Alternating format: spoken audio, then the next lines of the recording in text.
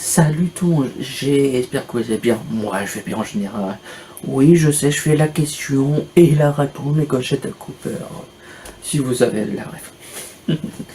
Aujourd'hui, on va s'attaquer à écrire en général, mais un roman, genre aléatoire, action, fantasy, mais tout ce que vous voulez. Mais la particularité que là, on va pas s'attaquer à écrire un manuscrit, là, on l'a déjà traité. Là, la vidéo, elle va écrire une histoire avec le syndrome de la page blanche. C'est parti. Alors déjà, ceux qui ne connaissent pas la définition du syndrome de la page blanche, c'est tous les écrivains la connaissent, forcément. Aussi, vous ne la connaissez pas encore, vous allez mais le connaître dans pas très longtemps. Le syndrome de la page blanche, en fait, pour simplifier, c'est que tu n'arrives plus à écrire. T'es plus inspiré, t'as plus les idées que tu avais avant, tu avais plein d'idées, tu fonçais, tu refonçais, et tu fonçais dans le mur en gros, tu disais, ah, c'est une bonne idée, j'ai de bons dialogues, j'ai de beaux intrigues, mais d'un coup, ce qui t'arrive, il t'arrive le syndrome de la page blanche, t'as plus d'idées, t'as plus d'inspi, t'as plus rien, tu cherches, peut-être ça peut durer 1 heure. Au début, quand ça commence, pour ma part, quand le syndrome de la page blanche est arrivé, ça durait 1 heure. Mais après, on va pas se cacher, le syndrome de la page blanche, c'est quelque chose de très chiant. Parce que ça peut durer soit 1 heure, soit une journée entière, soit une semaine, un mois. Moi, ça m'est arrivé de ne pas écrire pendant un mois parce que j'avais plus d'idées. Alors, ce que je fais, c'est pas, je vous le conseille pas. Vraiment, c'est pas la bonne idée. C'est écrire une autre histoire. En fait, pour moi, ça m'a débloqué, mais moi, c'est pas la bonne façon parce que quand je fais autre chose, je perds ce que je faisais avant. Par exemple, ça m'arrive pendant un mois de regarder des vidéos sur le crime et j'oublie forcément ce que je faisais avant. En fait, mon cerveau peut pas faire deux choses en même temps. S'il y en a qui arrivent, je leur dis bravo, oh, vous aimez des champions. Alors que moi, il faut que j'ai qu'une idée en tête. Il faut pas que j'en ai plusieurs. Que ça va me faire mal au crâne. Et je sais que moi, j'aime pas avoir mal au crâne. Parce que si j'ai plusieurs idées, je voudrais les mettre toutes dedans. Et si c'est par rapport avec l'univers, ça va vraiment me faire chier le plus profondément possible. Alors, moi j'ai réussi à avoir, à part cette idée qui est pas fameuse, que ça durait 1 an voire 2 ans, quand j'ai commencé à écrire, c'était en 2018, qui est pas la position. Alors je me suis mis, en fait j'ai du mal à lire des romans, mais quand on dit ça, c'est que j'écris un roman et j'ai du mal à lire des romans.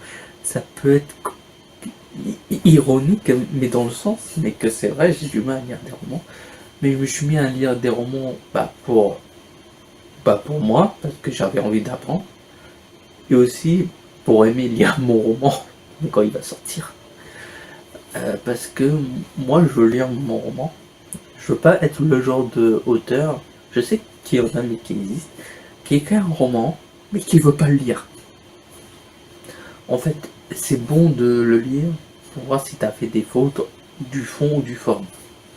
Et moi c'est un truc que je dis, il faut que j'aime lire des romans. Ça va, j'ai commencé un roman, je suis bien dedans, j'arrive à aimer maintenant lire un roman. C'était pas le cas mais quand j'étais ado, que les romans j'étais nul. Et pourtant quand on était en classe, on nous forçait à lire jusqu'au lycée des romans qu'on s'en foutait royalement. On nous faisait des cours, c'est même pas une blague, sur le lit de Anne Paulin, qui était pas mon style. En fait, j'aimais pas parce que c'était pas mon style de roman. Mon style de roman, moi, c'est fantasy, fantastique. En fait, des trucs qui n'existent pas.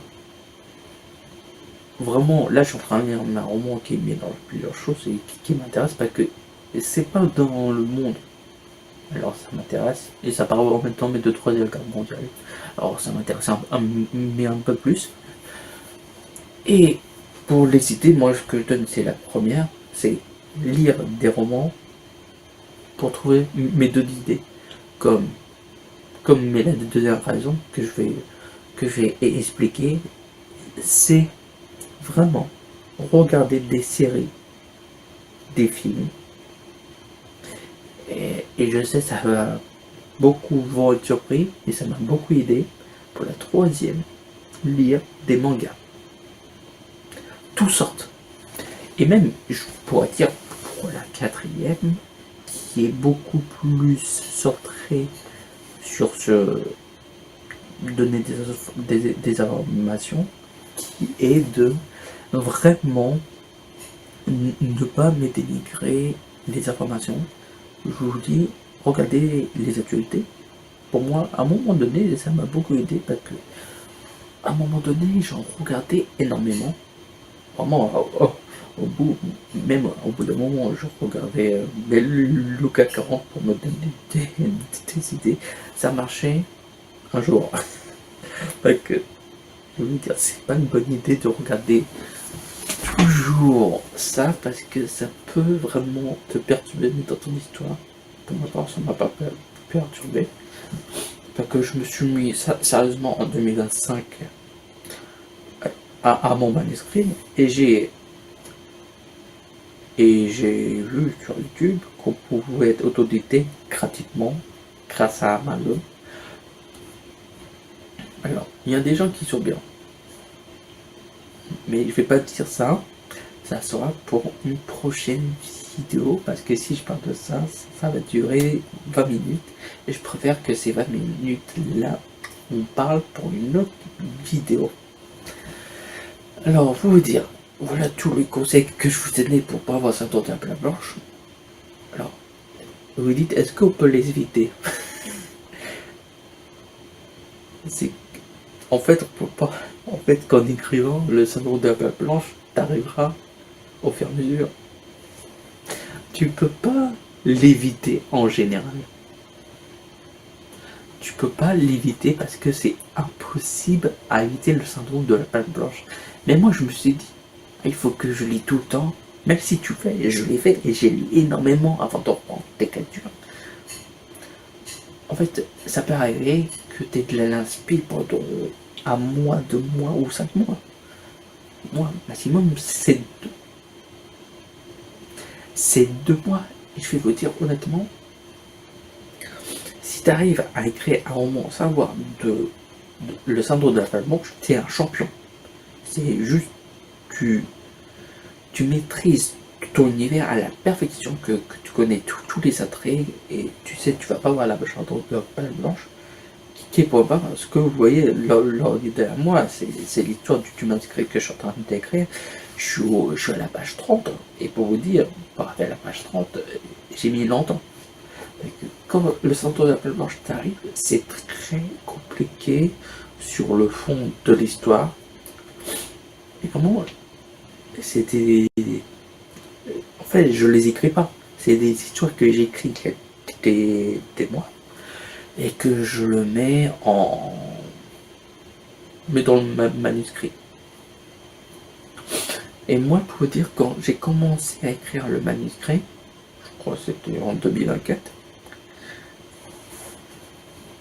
c'est vraiment une expérience, vraiment écrire un manuscrit, vraiment se renseigner comment écrire un manuscrit, c'est une expérience folle.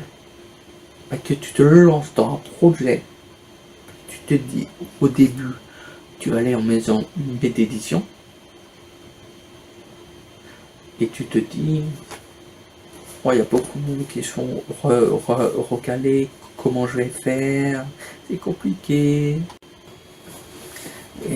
Et c'est vrai, c'est perturbant, mais ça me rend de la page blanche. Je vais pas le dire, je suis le premier à le dire. Mais toute façon, en tant qu'écrivain, ou si vous êtes auteur, de toute façon, même si tu es auteur, mais tu es écrivain, mais dans les deux cas, et c'est pas mais quelque chose qu'il faut avoir peur. En fait, c'est plutôt mais quelque chose que tu dois attendre et tu te dire, si tu l'as,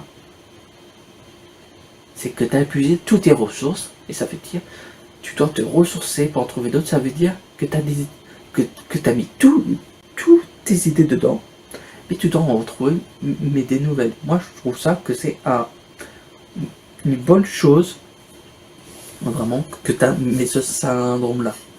Même si, quand tu dis syndrome de la page blanche, quand tu l'entends la première fois, tu te dis, est-ce que c'est une maladie? Non, c'est pas une maladie. Mais quand tu l'entends la première fois, c'est vraiment bizarre. En fait, moi, quand je l'entendais, moi, je croyais que c'était la même chose que le syndrome de Stockholm. C'est pas la même chose. Mais largement pas. Et de toute façon, la page blanche, tu vas la voir au bout d'un moment, même si t'écris pas une histoire, même si t'écris une fiction, t'auras le syndrome de la page blanche. Moi aussi, j'ai écrit des fictions et je m'engage pas, mais j'ai jamais pu l'oublier parce que c'est un kiff personnel mais que je me fais. C'est un kiff que ça me regarde comme moi. Peut-être je le montrerai à des gens mais que j'ai confiance, mais ça c'est pour moi. Alors pour le syndrome de la page blanche, je vais te dire une seule chose mais de terminer cette vidéo. Faut bien m'écouter. C'est un conseil, non mais de débutant. Mais si vous débutez, si vous avez le syndrome de la page blanche, n'ayez pas peur. C'est pas une mauvaise chose. Au contraire, c'est une bonne chose d'avoir ce syndrome. Ça veut dire que vous avez mis tous vos idées et que vous allez en trouver des autres. Vous aurez plein de fois le syndrome de la page blanche. Ça va, ça vient, ça revient, ça part. Mais ne vous pas, vous trouverez mes d'autres idées. C'était Julien Chopin, c'était un plaisir de vous faire cette vidéo. Je vous dis au revoir. C'était Julien Chopin.